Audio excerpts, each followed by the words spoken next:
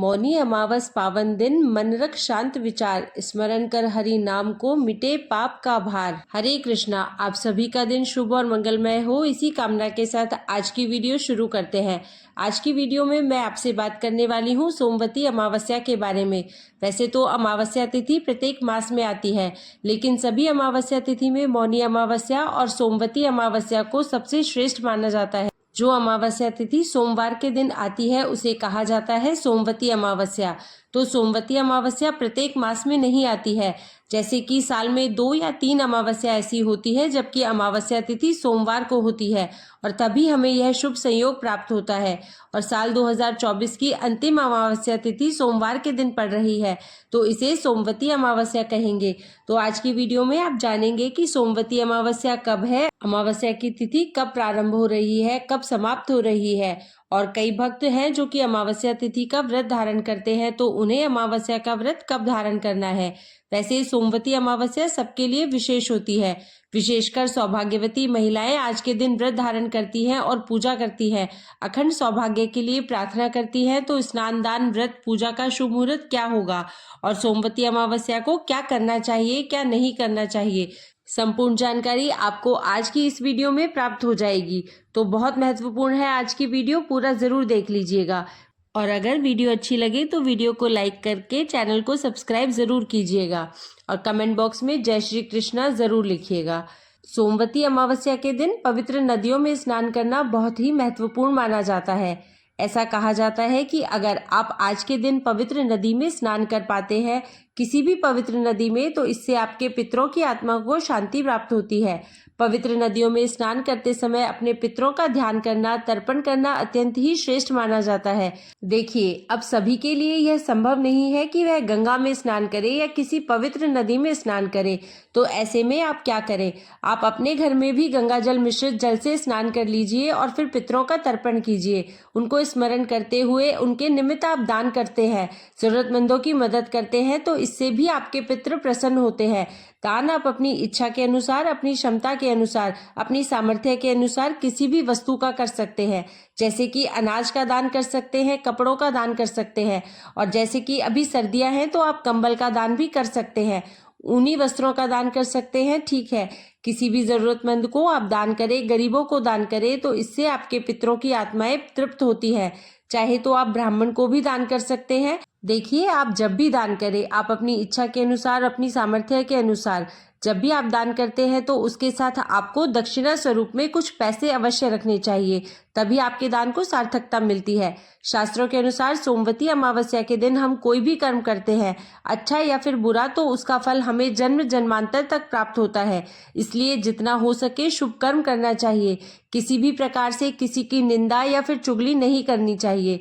ठीक है, इस दिन मांसाहार का प्रयोग बिल्कुल भी नहीं करना चाहिए, मतलब मांस, मदिरा इत्यादि का सेवन अगर आप नित्य के दिनों में करते भी हो तो भी जब ऐसे शुभ दिन आते हैं तब आपको इस बात का ध्यान रखना होता है कि आपको यह सभी कार्य नहीं करना होता है। ऐसा कहा जाता है कि सोमवती अमावस्या के दिन आपको चना, मसूर दाल, सरसों का साग और मूली नहीं खानी चाहिए। इस दिन किसी का भी अनादर नहीं करना चाहिए। इसके अलावा कोई भी शुभ या फिर मांगलिक कार्य जैसे कि शादी हो या फिर सगाई हो, वह भी सोमवती अमावस्या के दिन नहीं की जाती है। इस दिन कोई भी ऐसा काम नहीं करना चाहिए जिससे कि पितृ नाराज हो और पितृदोष लगे, नहीं तो जीवन में बहुत सारी बाधाओं का सामना मनुष्य को करना पड़ता है। तो इस दिन क्या करना चाहिए, इस दिन भगवान विष्णु की पूजा करनी चाहिए। धार्मिक स्थान पर जाकर आप पूजा कर सकते हैं, मंदिर में जाकर आप पूजा कर सकते हैं, आप अपने घर में भी इसकी पूजा कर सकते हैं। देखिए, सोमवती अमावस्या है तो पीपल की पूजा अत्यंत आवश्यक होती है। पीपल की 108 परिक्रमा की जाती है। सुहागिन महिलाएं विशेष रूप से सुबह जल्दी उठ जाएं और नित्य कर्मों से निवृत्त होकर स्नान कर लीजिए, साफ स्वच्छ वस्त्र धारण कर लीजिए। आप चाहें तो 16 श्रृंगार कर सकते हैं, क्योंकि ऐसा कहा जाता है कि पीपल की पूजा करते समय, विशेषकर जब हम सोमवती अमावस्या का व्रत करते हैं, तो जिस प्रकार से वट सावित्री के व्रत में हम पूजा करते समय 16 श्रृंगार करते हैं, उसी प्रकार से 16 श्रृंगार के साथ पीपल की पूजा की जाती है और प्रार्थना की जाती है अखंड सौभाग्य के लिए, सुख समृद्धि के लिए, संतान की प्राप्ति के लिए, तमाम तरह की बाधाओं से मुक्ति के लिए। अगर आप पीपल की पूजा करते समय प्रार्थना करते हैं तो निश्चित ही आपकी कामनाएं पूर्ण होती है और आपको बाधाओं से मुक्ति मिल जाती है। तो पति की लंबी आयु के लिए व्रत धारण किया जाता है। मतलब सुबह से जब तक पूजा ना हो जाए तब तक तो कम से कम आपको कुछ भी नहीं खाना होता है। इसके बाद आप चाहे तो अपनी इच्छा के अनुसार फलाहार कर सकते हैं और फिर शाम को मीठा भोजन कर सकते हैं। अच्छा, कई स्थानों पर सोमवती अमावस्या का व्रत नहीं किया जाता है। मतलब जैसे कि सिर्फ पूजा करते हैं और उसके बाद जैसे पूजा करने के बाद शुद्ध और सात्विक भोजन कर लेते हैं। तो जैसा भी आपके यहाँ होता है आप उसी प्रकार से कर सकते हैं। और आइए अब जानते हैं अमावस्या तिथि कब प्रारंभ हो रही है, कब समाप्त हो रही है और सोमवती अमावस्या कब है। देखिए, सोमवती अमावस्या की तिथि प्रारंभ हो रही है 30 दिसंबर को सुबह 4:01 पर और समाप्त हो रही है 31 दिसंबर को सुबह 3:46 पर। तो सूर्योदय कालीन तिथि के अनुसार 30 दिसंबर को अमावस्या तिथि सोम अमावस्या तिथि मानी जाएगी। 30 दिसंबर सोमवती अमावस्या के दिन आपको सूर्योदय काल का समय प्राप्त हो रहा है सुबह 7:11 पर और सूर्यास्त का समय होगा शाम को 5:47 पर। अमावस्या तिथि पर ब्रह्म मुहूर्त में स्नान किया जाता है और ब्रह्म मुहूर्त का समय रहेगा 30 दिसंबर को सुबह 5:35 से सुबह 6:23। तो इस समय में आप स्नान कर सकते हैं। चाहे तो आप अपने घर में गंगा जल डालकर भी स्नान कर सकते हैं या फिर आप चाहें तो किसी पवित्र नदी में भी स्नान कर सकते हैं।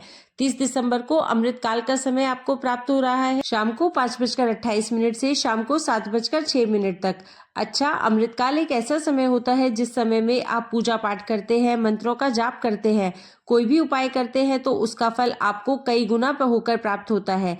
जैसा कि अमृतकाल नाम से ही पता चलता है, इस समय में किया गया कोई भी शुभ कार्य अमृत के समान फल देने वाला होता है। मतलब कभी भी उस कर्म का फल नष्ट नहीं होता, इसलिए इस समय में शुभ कर्म करने का प्रयास करना चाहिए। अब बात करते हैं अभिजीत मुहूर्त के बारे में। तो देखिए, अभिजीत मुहूर्त का समय प्राप्त हो रहा है दोपहर में 12:08 से दोपहर में 12:50 तक। अभिजीत मुहूर्त सर्वाधिक शुभ माना जाता है और यह श्री हरि विष्णु को अत्यंत प्रिय मुहूर्त है। इसलिए इस समय में आप कोई भी शुभ कार्य प्रारंभ कर सकते हैं और कोई भी शुभ कार्य अगर आप करते हैं तो उसमें आपको सफलता मिलती है। सोमवती अमावस्या के दिन एक बहुत ही शुभ संयोग आपको प्राप्त हो रहा है सर्वार्थ सिद्धि योग का। सर्वार्थ सिद्धि योग एक ऐसा योग होता है जिस समय में आप कोई भी कार्य करते हैं तो उसमें आपको सिद्धि मिलती है। और सर्वार्थ सिद्धि योग आरंभ हो रहा है 29 दिसंबर को रात्रि में 11:22 से और सर्वार्थ सिद्धि योग समाप्त हो रहा है 30 दिसंबर को सुबह 7:11 पर। मतलब 30 दिसंबर को सोमवती अमावस्या है। अगर आप ब्रह्म मुहूर्त में स्नान करते हैं और ब्रह्म मुहूर्त में पूजा करते हैं तो यह स्वार्थ सिद्धि योग का समय रहेगा। तो इस समय में अगर आप स्नान, दान, पूजा इत्यादि कर रहे हैं तो उसका फल आपको कई गुना होकर प्राप्त होता है। और अगर आप किसी मनोकामना के निमित्त कोई पूजा कर रहे हैं तो निश्चित ही आपकी मनोकामना पूर्ण होगी। ठीक है, तो इस समय का जरूर ध्यान रखिएगा, नोट करके रख लीजिएगा। अब बात करते हैं एक ऐसे समय के बारे में जिस समय में आप कोई भी शुभ कार्य नहीं कर सकते हैं। मतलब प्रारंभ नहीं करना चाहिए इस समय में कोई भी शुभ कार्य, और वह समय है राहु काल का। 30 दिसंबर को राहु काल का समय है सुबह 8:31 से सुबह 9:50 तक। तो जैसे पीपल की पूजा करना है, परिक्रमा करना है, तो आप लोग ध्यान रखिएगा राहु काल से पहले प्रारंभ कर लीजिएगा। फिर आप राहु काल में कर सकते हैं, कोई दिक्कत नहीं होती है, लेकिन राहु काल में पूजा प्रारंभ नहीं करनी चाहिए। ठीक है, सोमवती अमावस्या की संपूर्ण पूजा विधि, व्रत की कथा और भी जो जानकारी चाहिए उसके लिए आने वाली वीडियो जरूर देखिएगा। कोई विशेष वीडियो देखना चाहते हैं तो कमेंट बॉक्स में जरूर लिखिए, जल्द ही आपके प्रश्नों पर आपको वीडियो मिल जाएगी। आज की वीडियो आपको कैसी लगी कमेंट बॉक्स में ज़रूर बताइएगा। वीडियो अगर अच्छी लगी हो तो लाइक कीजिए, शेयर कीजिए, और चैनल पर पहली बार आए हैं और अगर अभी तक आपने चैनल को सब्सक्राइब नहीं किया है तो आज की वीडियो अगर आपको अच्छी लगी हो तो चैनल को सब्सक्राइब करके बेल आइकन को ज़रूर प्रेस कर लीजिए। इससे यह होगा कि इस चैनल पर जो नई वीडियो अपलोड होगी उसकी नोटिफिकेशन आपको सही समय पर प्राप्त होगी। मिलती हूँ मैं आपसे अगली वीडियो में, तब तक के लिए जय श्री कृष्णा।